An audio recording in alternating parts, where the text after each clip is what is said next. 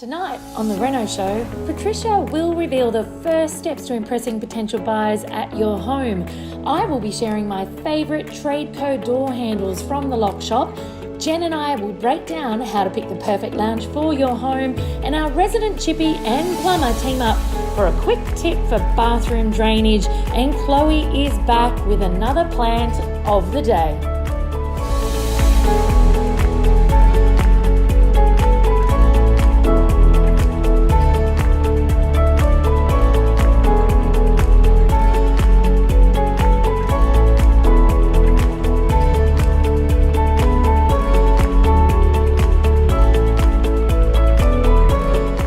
Here with Jen today on what is, rumour has it, the new lounge that you're getting.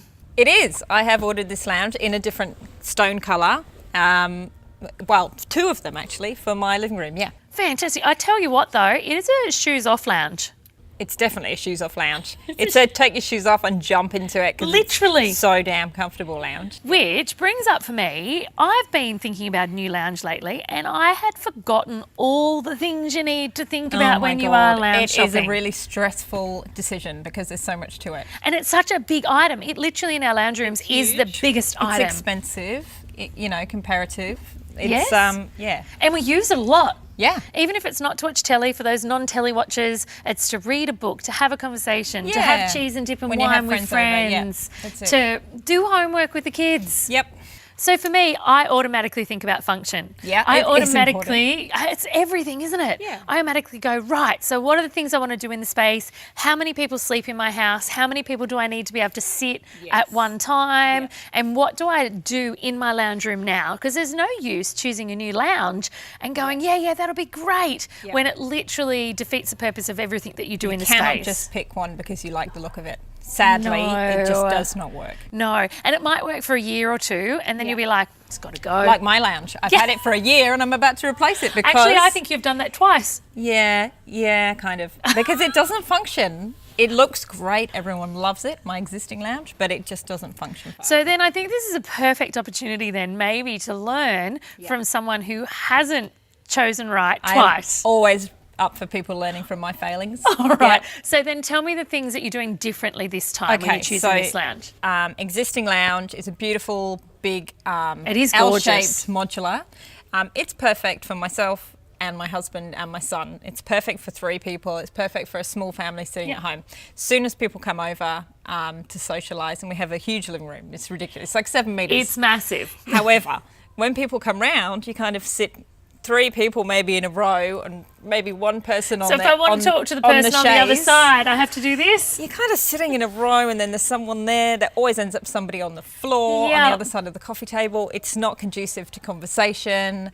So that brings up oppositional seating, opposed seating. For those that haven't heard of opposed seating or don't understand it, it's seating that induces conversation. Yes. So for example, I know that you have a 3-seater like this here, and then you're running perpendicular to it, another 3-seater. So it's really easy to engage with people in conversation when you're in that space. Yes, so the new lounge, it's 2 lounges in an L, and it will be much better, more bum seats. Yes, but also much better for having a chat. Okay, what else did you consider this time?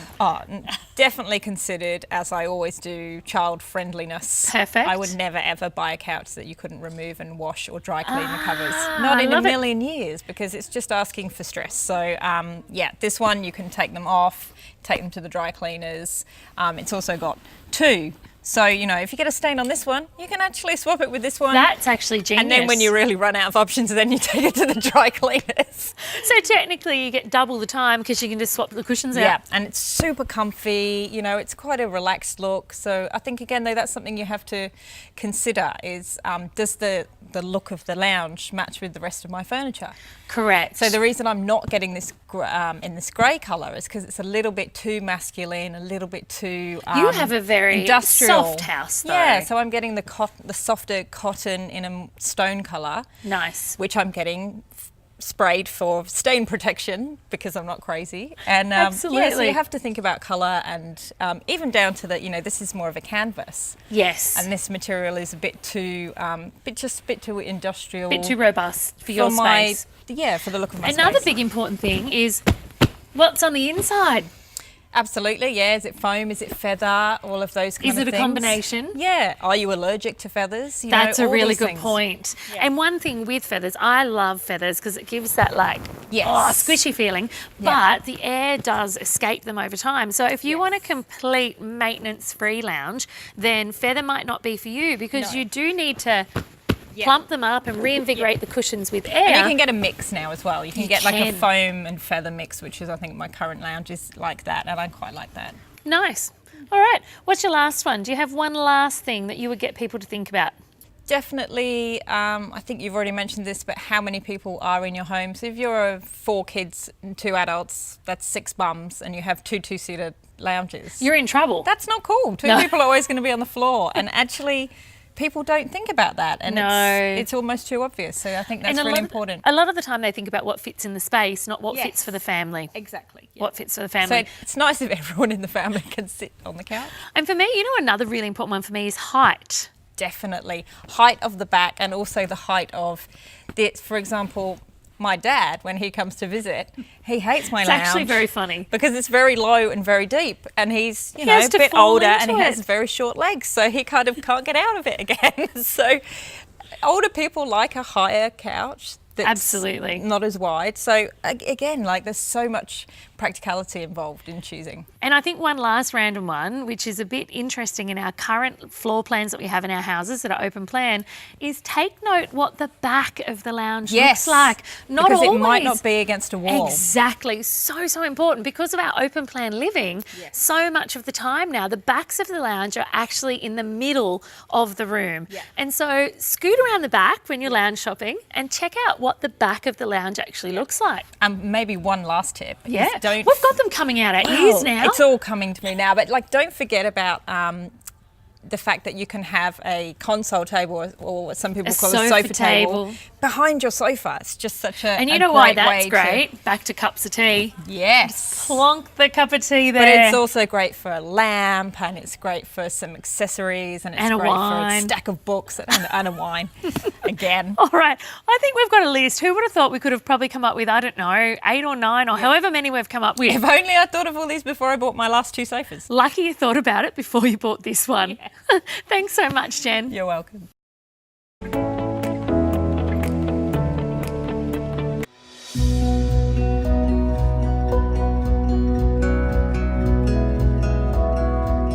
Plant of the Day with Chloe from the Greenery Sydney. Here with Chloe from the Greenery Sydney again, and today I'm holding literally a pot of peas. Chloe, what have you bought me today? This is a string of pearls. So not quite a pot of peas. Not quite. A string of pearls. Now, we have had quite a few succulents we've been talking about. Is this one as well? It is. It sure is. Who would have thought they came in so many different things? I just thought about Texan cactuses. Yeah, no, this is a succulent. So again, it needs that succulent potting soil so that it gets good drainage. Perfect, and it drapes. So how long do these go? As long as you can go without breaking them? Yeah, they can grow meters long. Really? Yeah. And so I'm assuming you could then wrap them up in here as well. Exactly. And then let them tear over the side. Yep, and they're very easy to propagate. So even if one snaps off or one of the tendrils snap off, you can just pop that straight back in the soil. So if I come home and one of my 4 kids have broken one, I can pick it up and dig it back in. Sure can. And how long could it be laying on the ground before it's no longer viable? Oh, a couple of days. Wow, that gives me plenty of time to salvage it. And so I'm assuming people are usually, this looks a little delicate, I'm assuming people are using this on bookshelves or even on a desk because it has such beautiful detail. Yeah, definitely. Something to cast your eye on in the middle of the workday. Yeah. Now, again, given that it's a succulent, I'm assuming we need well-drained soil. Yes. And we can't overwater this one either. That's right. So probably even less with this succulent because these pearls do hold and retain water. So maybe even every 2 weeks. So this is its reservoir. It is. That is very cool. That's very cool. So give it a try. It's not a pot of pearls. It's a string of peas.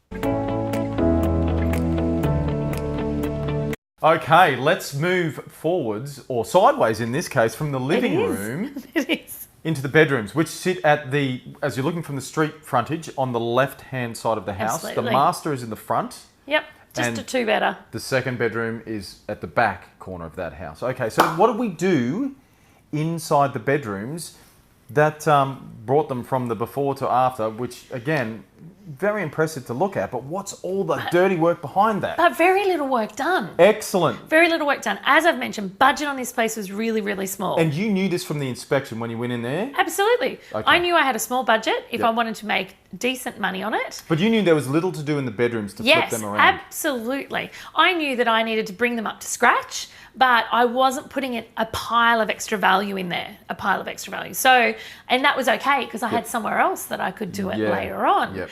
And so all I did in there is I actually changed the carpet out. I took out the dog smell carpet. I put new carpet in. So a lot of people say to me, why, Naomi? Why did you put in new carpet? And it's because new carpet, there's so many great carpets on the market at the moment. I use one from Carpet Court for this property. And it was fantastic. And at a price point less than what it costs me to sand and polish the floorboards.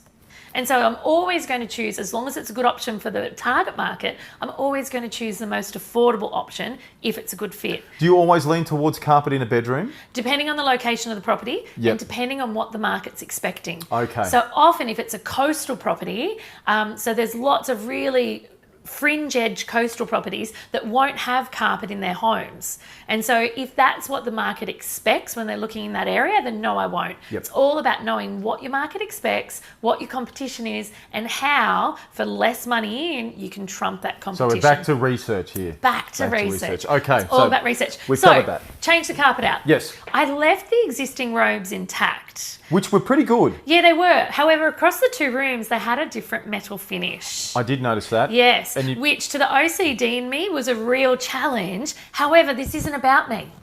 This is actually about making money and delivering a really solid renovation. And so I had to step aside from that and go, really, am I going to get back? And they were set into the cornices. So when I pull them out, what else am I going to find? How much am I going to damage the walls? Is it really going to be worth maybe the $2,000, $3,000, $4,000, depending on how it goes, plus the plasterer that it's going to cost me? Am I going to get 10 or 12 grand more for doing that? The answer in that location was absolutely not. So I had to put my OCD-ness away. Oh, it's a little bit about just managing your emotions, isn't it? Yes. Because why are you renovating in the first place? That's right. Getting out of your own way. Yes. Getting out of your own way. If you're wanting to create designer homes that win awards and everyone loves all over Instagram, great. Different story. That's right. And story. have that intent and create that product. My intent with this renovation, and 99.9% of my renovations, is to create an amazing product for the person that's going to be inhabiting that space and to make money. So detach yourself emotionally from the property that you're renovating. Absolutely. It's a big key to just, not necessarily your success, although it does play into your success a large amount. But it just makes things easier for you. And be okay with the fact that you get caught up on that. That's right. Like I had to breathe through leaving those two wardrobes in there. And I breathed through it and I went, it's going to be okay. I did my numbers. I looked at how much money I would lose or spend by doing it.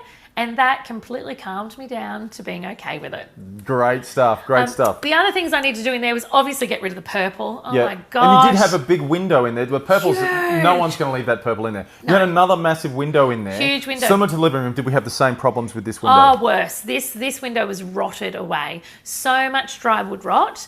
But to replace that entire window, again, it was like a ball of string. If I replaced that window, I would never have been able to replace it with the identical because it was original and old. Because you've kept the identical in the living room. Exactly. So we want to replicate that. Exactly. So then I had that, if I don't just get this bespoke repaired and up to code and working condition, I'm actually going to need to replace both, which completely blows the budget out. So there's a phenomenal product, you can get it from your Bristol store, that actually hardens area where it's had dry wood rot. It's a phenomenal product, and it meant that I was actually able to make those windows working and functional windows again, as well as safe. So that was huge. And that's something that people go, oh, Naomi, but you know, just put in curtains and the buyer won't see it. I call absolute BS on that. One, it's not good karma and juju. And two, anyone who has a decent property inspection, you will fall over after an offer and acceptance, which is like the ultimately bad time for a sale to fall over after it's already been accepted. That's right. And it's like you said, bad juju, it's bad bad karma. juju. It's bad juju. Just don't do it. If you've got the money in your budget to cover it, Well, you know what? I flip that and say, if you don't have the money in your budget to cover it, it's your fault because you didn't do a good inspection and you didn't calculate your budget properly. Nice comeback. Absolutely. So bad juju, avoid it. That's right. So in these spaces, I really fixed up the lighting, painted, carpeted, left the robes in situ. I had the robes re-carpeted though. Okay. So they felt congruent with the rest of the space. Gorgeous curtains. We're on the front part of the house. I put beautiful blinds, simple blinds in the kids' room, and away we go. Again. I did, though, remove the fake marble PowerPoints. They were beautiful. I don't know why, but there you go. There you go. So again, Naomi's styling coming to the fore, making rooms structurally sound, some new floor coverings, tidying things up, letting go of the emotional attachment to some of the outcomes. Absolutely. It's all about knowing where to spend and where not to spend. Where you're going to get your money back. Absolutely. I like it. We'll be back shortly, or in another episode, and we'll talk a bit more about the business end of this renovation. We're going to get messy. Yes, we'll see you soon.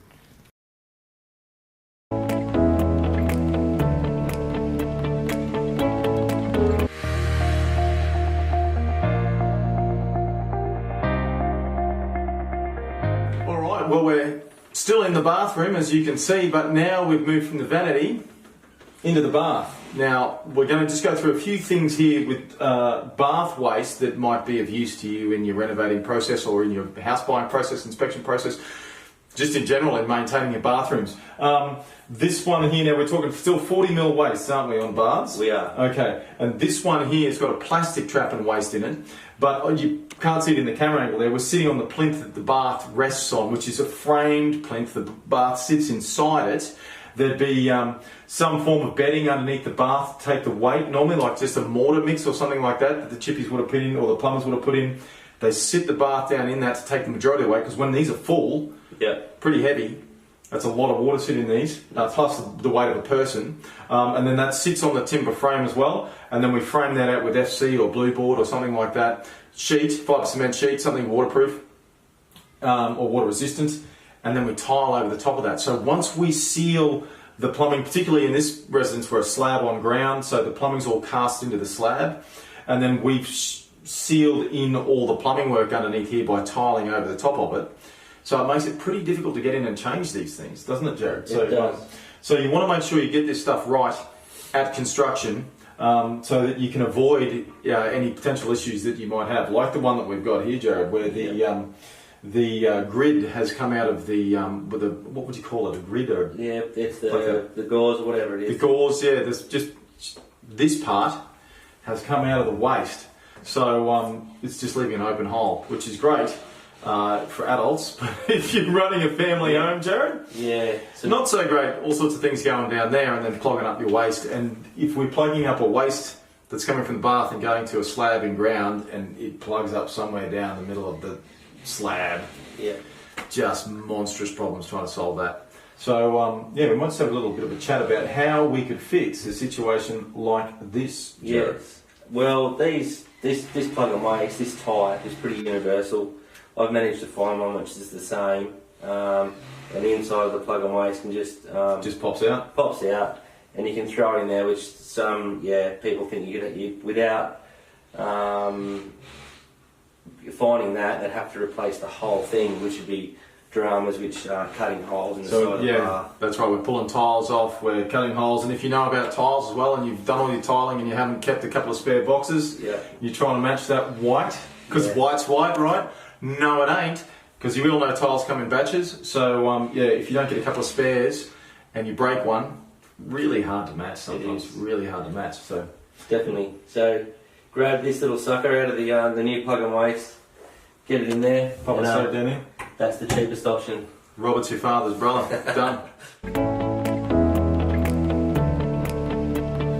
Hello renovators and all people who love property. We have Patricia from patricialohan.com, back with us talking about all things feng shui. Now, how do you say it? I say feng shui. Feng shui. But honestly, there isn't any right or wrong way because everyone knows like what it is. And if you say feng shui, feng shui, feng shui, fun shui, whatever way you want. Because we've all got different accents as well. Like I've got my Irish accent. We're never going to sound the same, are we? We're sound the same. You know, That's a really good point. And it's like all about intentionality. Like if you're embracing feng shui, it's all good. Like I'm happy that you say it whatever way you want. Yeah, we are never going to sound the same. Really Australian, really Irish. All right, so today we're here to talk to you about the entryway. So not the actual front door, but once you open that front door, what your entranceway is doing in regard to your energy, the money in the house, the health in the house, the wealth, the beauty. Exactly. So tell us your top tips. My top tips are, once you stand at your front door, make sure when you open it that it is easy. What, it's not like, So I have this we did that in sync. I have this like crazy story. I remember being interviewed for a podcast and the lady was telling me that she's been trying to sell her house for 1.5 years. And I was like, oh my God, okay, well, you know, talking about the entranceway, and she just went, what?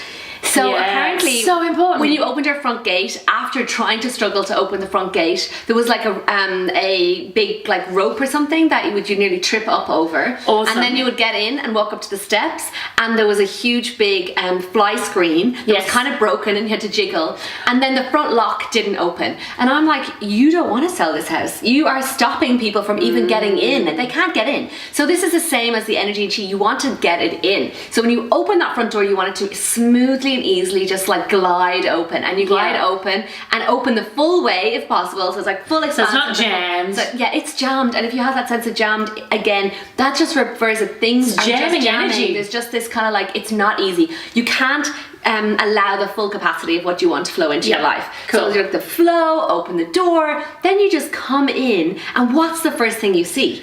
Well, at my house, it's a piece of art. That's beautiful. And honestly, when I came in, I was like, this is stunning. Like, this is exactly what I would be saying to someone. I'm like, put something up there that really is beautiful and feels good to you. So it needs to resonate with you. So for example, I was looking at floor plans. Yeah, I was looking at floor plans of a friend's house today, and I was like, okay, well, this front entrance is going to be your family and community area. So it's like an amazing picture of your family. Like, would be great. But you can pick whatever feels good for you. Like, open up the door, and what do you see? You want to just make your heart and spirits rise up.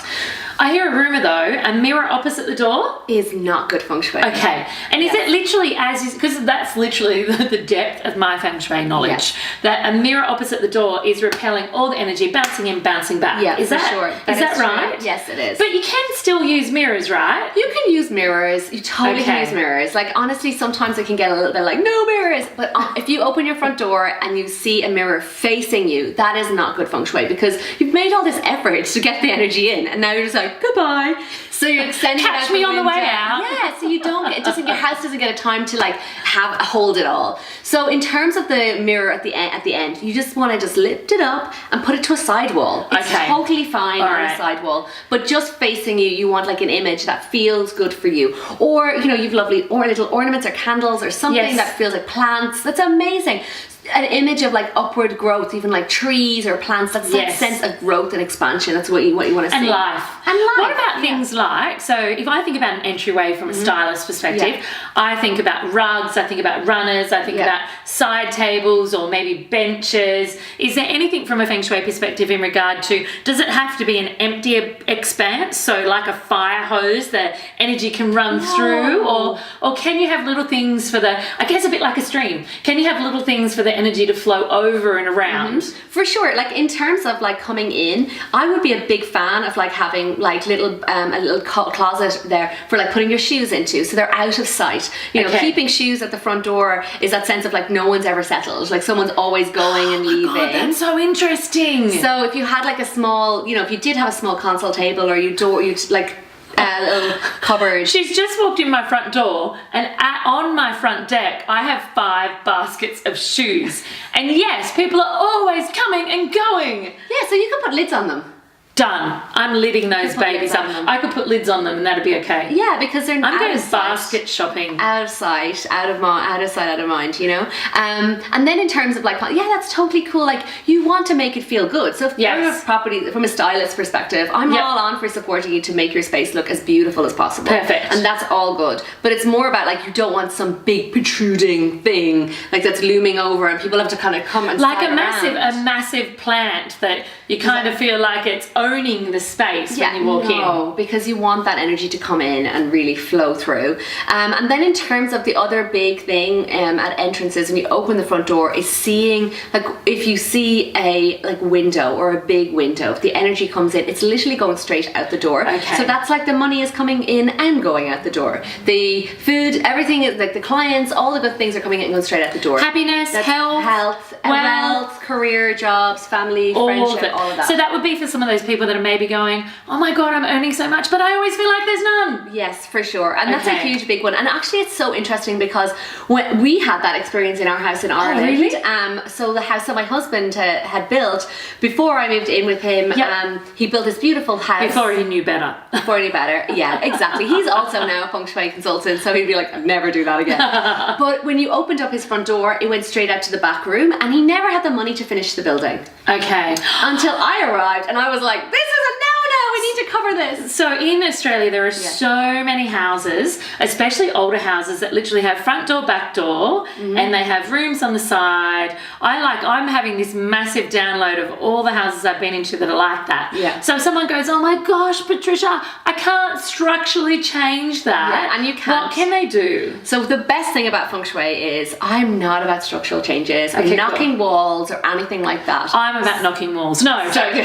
So I'm more about like what can we do to stop the flow of energy flying out the window. Yep. So you can do anywhere between the front door and the back door. You can place things in between. So for example, at the back window, you could put some blinds on it or a set of shutters. A set of shutters. And then like, so for example, what we did at our house was we made it like a little entrance. You open the front door and I put a beautiful console table and a gorgeous picture there and some plants. And then the couches went there and then on the back I put a light net and made our curtains and it just slowed the chi. So it wasn't like wow. It wasn't like it was like step by torrent, step. a dam. Exactly. Instead, it still could flow. It can still flow, but it engaged with the house. Exactly. So, and also when you came in, you could stop and see the console table and the flowers and everything that were there. It greeted you. It greeted me. And it was a beautiful inspirational quote that we just both of us loved that was at our front door. So you came in and everyone, oh, and they stopped and read it. And it was that really symbolized the chi just like stopping and getting a chance to move everywhere around. I like it. Yeah. There you go, guys. It doesn't have to be big structural changes, but if you're feeling like all the goodness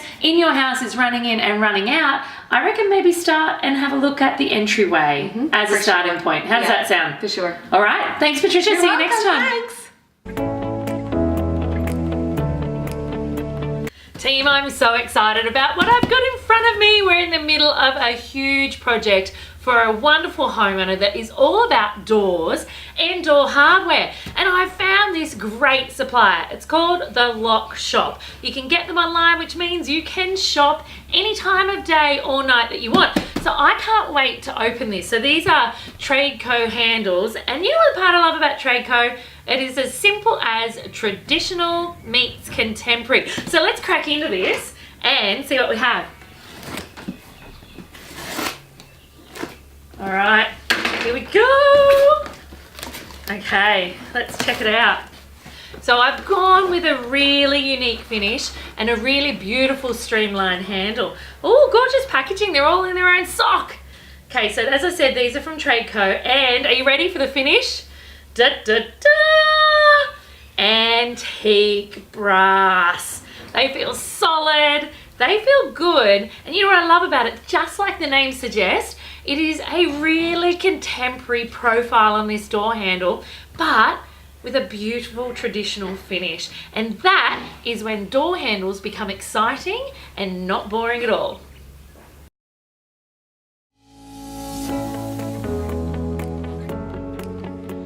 Next time on The Reno Show, Chloe will show you how to bring companion planting into your home.